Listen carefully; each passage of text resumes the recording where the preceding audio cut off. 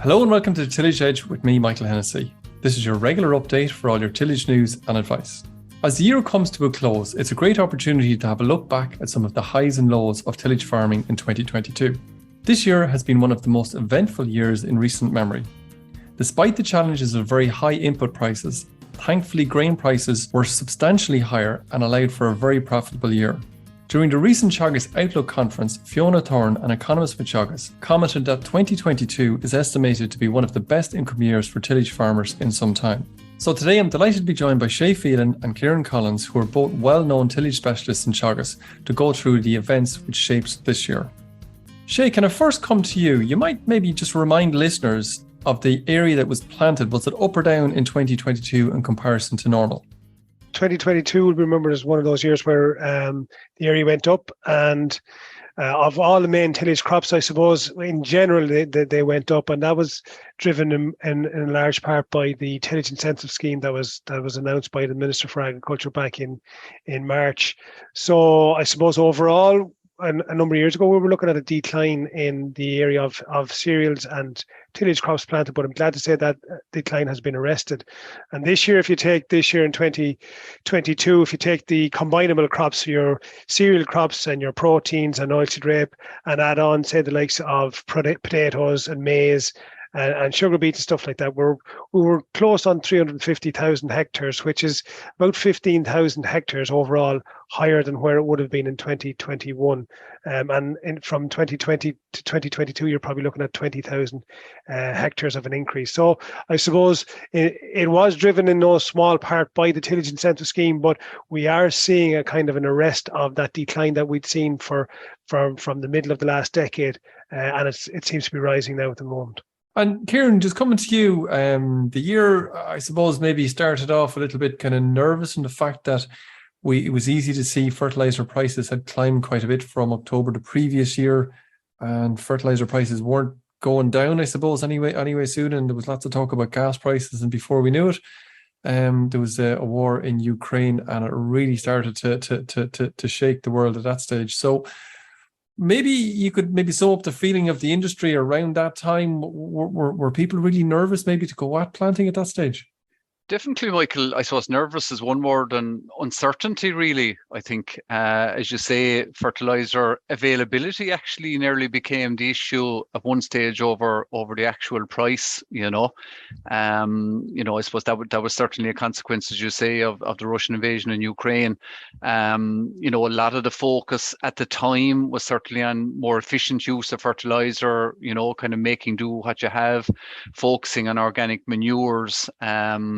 And I suppose the other, important point at the time was like that grain prices were pretty flat there in January, February, when people were doing their planning. So, we were looking at the break-even ratios. In other words, how much nitrogen could you actually afford to put on a crop? And, was that level going to be much lower than previous years just due to the cost of that fertilizer and the price of grain at the time? So, I suppose there was a lot of uncertainty in the market at that stage, I suppose. And that was all, as I say, prior to, as we know, grain prices did start to increase there into early March and, reached a peak there somewhere in the middle of June. But, uncertainty, Michael, I suppose, was really the thing, but really around fertilizer was the big one. I presume, looking back there, Ciarán, what kind of probably turned it a bit, as you say, was the increase in grain prices. They started to increase kind of from March onwards, and seem to keep marching along, and that probably settled confidence back into the system again.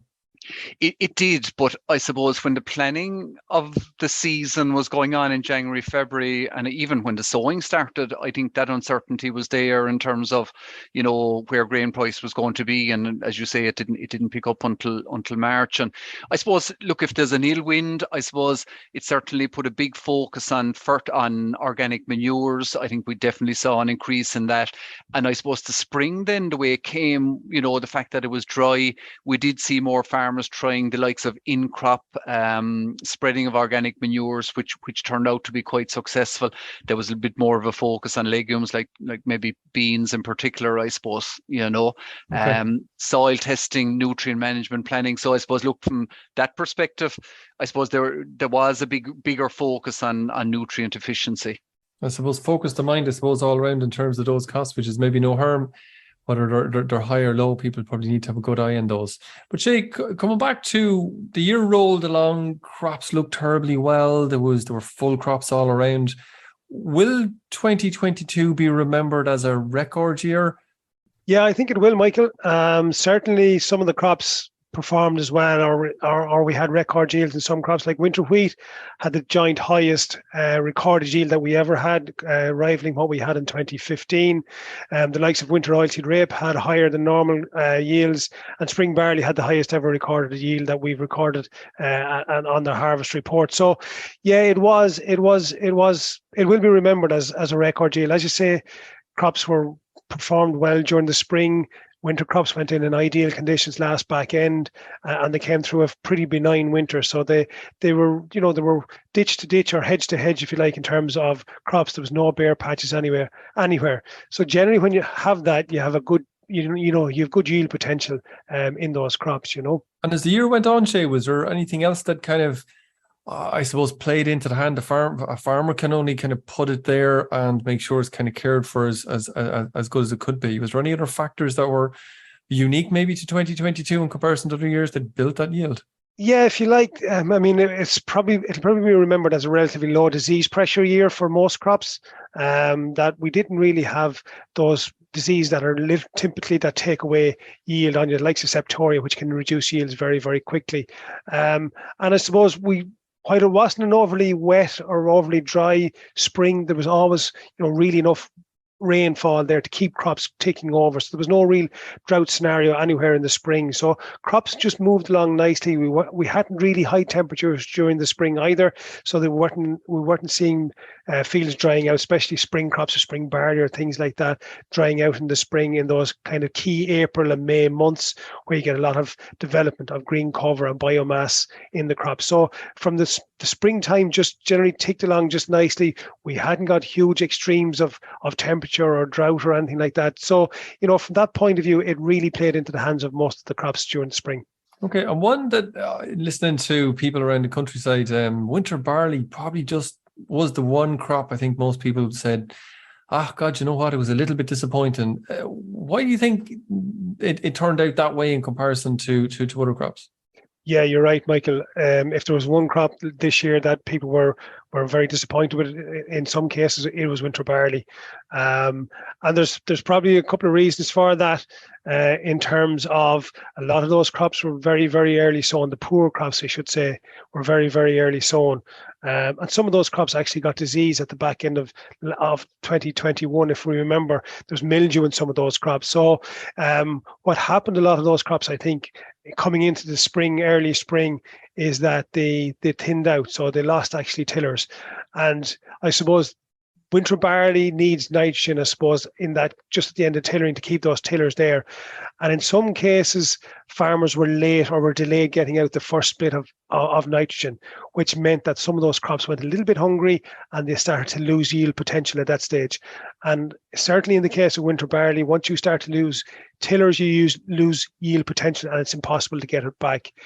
The other thing I think that kind of had an impact was barley yellow dwarf virus. And a lot of those early winter barley crops, sown especially in the south, went in September. Some of those crops were pretty badly affected by barley yellow dwarf virus. And we could start to see that impacting in those crops or becoming evident in those crops as early as April. And I think that followed all the way through. And quite a lot of those crops then, subsequently after that, we started to see ramillaria starting coming into those crops. So it was kind of culmination of all three that affected those crops.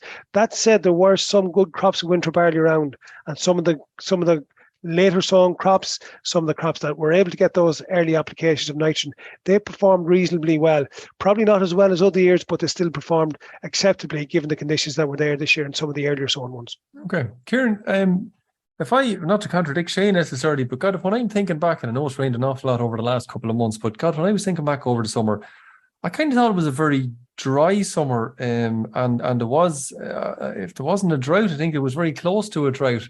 How come that wasn't as much of a factor in 2022 in comparison to other years? I suppose they probably got enough moisture in the spring. I suppose there was a number of factors. I suppose we'd well-established crops for a start, and I certainly think that's always a big help. Like May was a particularly dry month, but I think there was, as Shay's kind of said already, there was enough moisture there just to keep crops ticking over.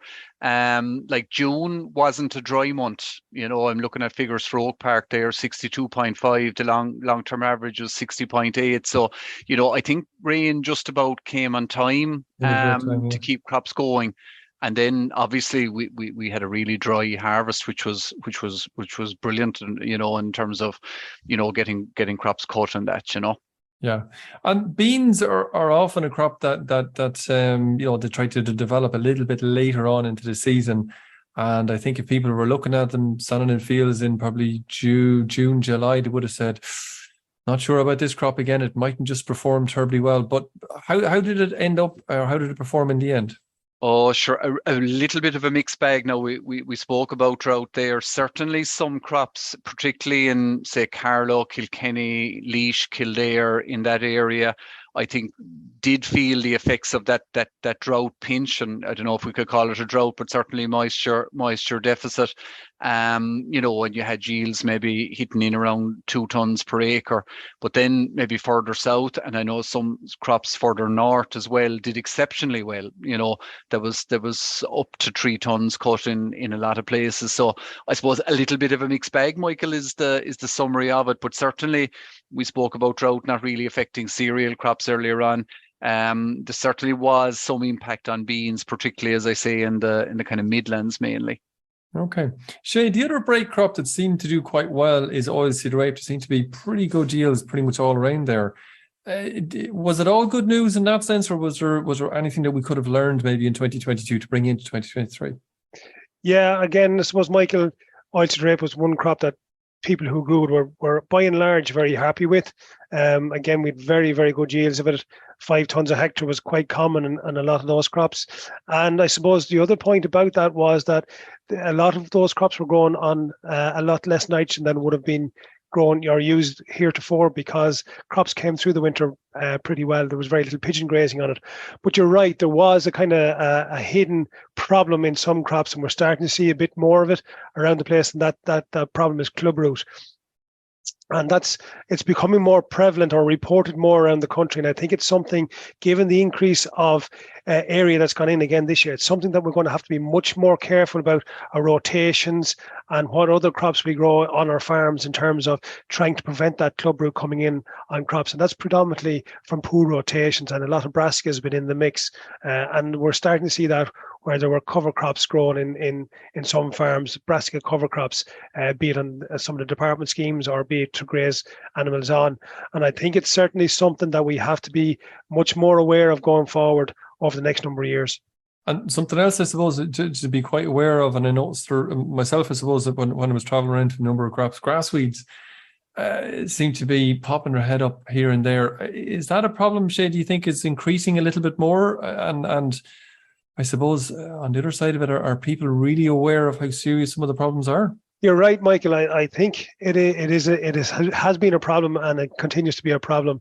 And I suppose one of the benefits of the ECT program, which is looking at grass weeds in particular, is that there now probably is more of an awareness of the problems that are out there. So traditionally we would have been looking at maybe wild oats, maybe a bit of sterile brome, and some people weren't really familiar with. They would have been familiar with wild oats, but they probably wouldn't be familiar with the other grasses. Maybe some would have been, broadly familiar with sterile brome, but certainly grass like blackgrass, even Italian ryegrass is becoming a problem, and in some cases rat's tail fescue. So I think people are starting to become much more aware of them, not only the farmers, but also the agronomists, and starting to realize that, some of the practices that we were doing heretofore about using the same chemistry year after year, poor rotations, that type of thing, those sort of things just aren't helping the problem. They're actually probably exaggerating the problem. So I think it's something that we have to be very, very careful with going forward, and we have to be very more aware of issues that are on farm. Okay, something certainly to bring forward into 2023 again. Absolutely. Ciarán, I suppose a new thing that landed on farmers' plates this year was the area around double cultivation regulations that were implemented around harvest. How do you think that worked on the ground? Were people really up to speed with it? Was it all done, I suppose?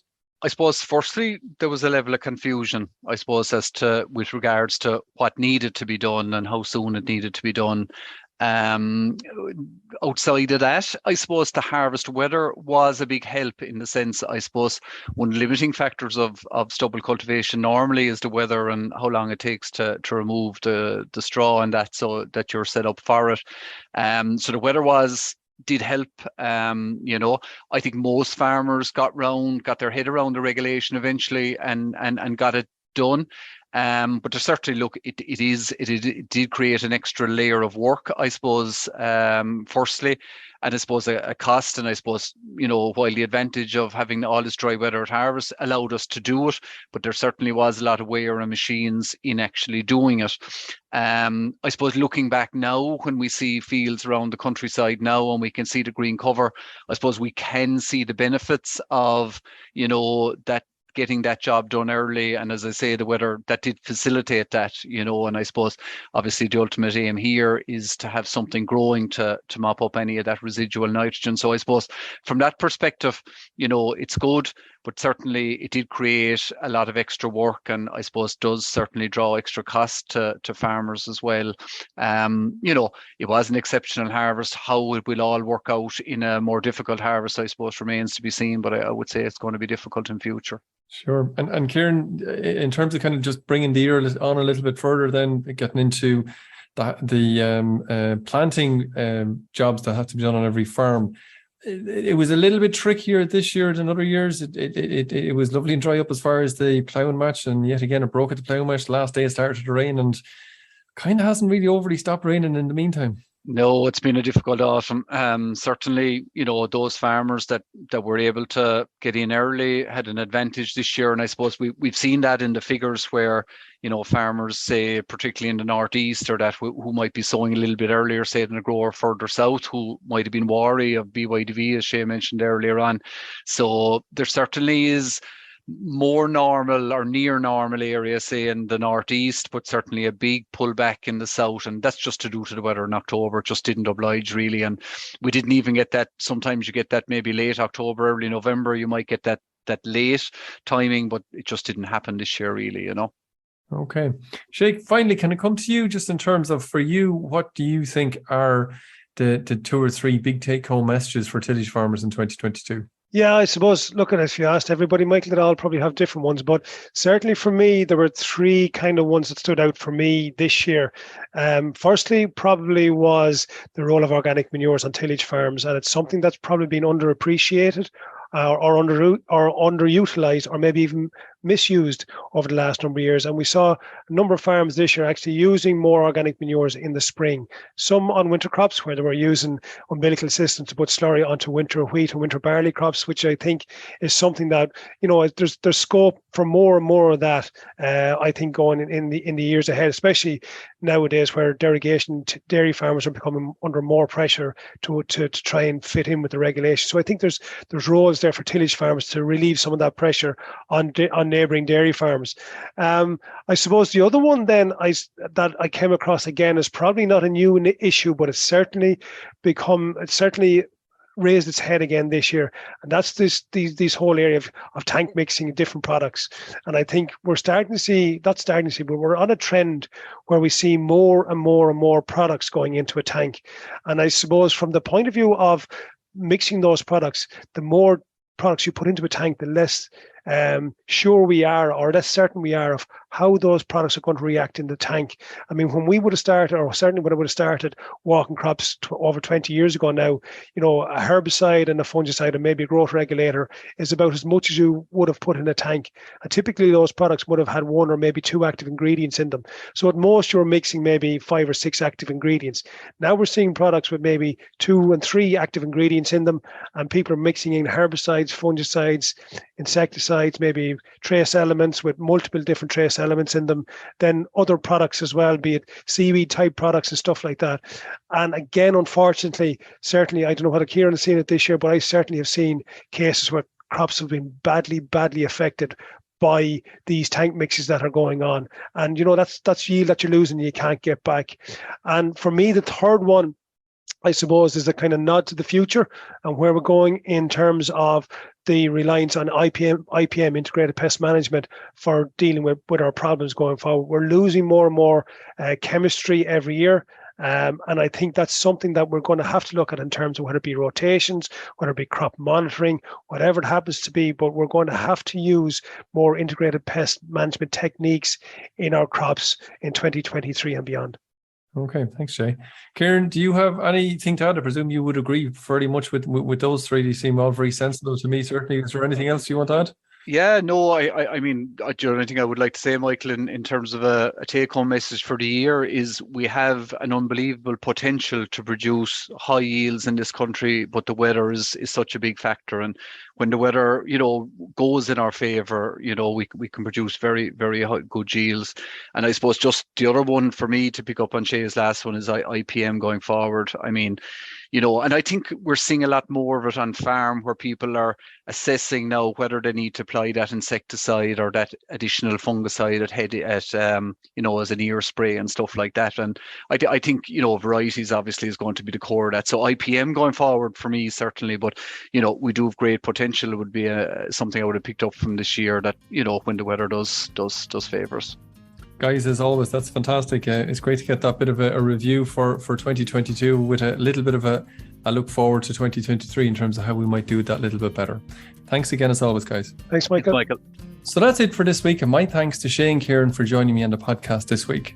Listen in next week where Shay and Ciarán join me again to discuss the prospects and the areas to look out for in 2023.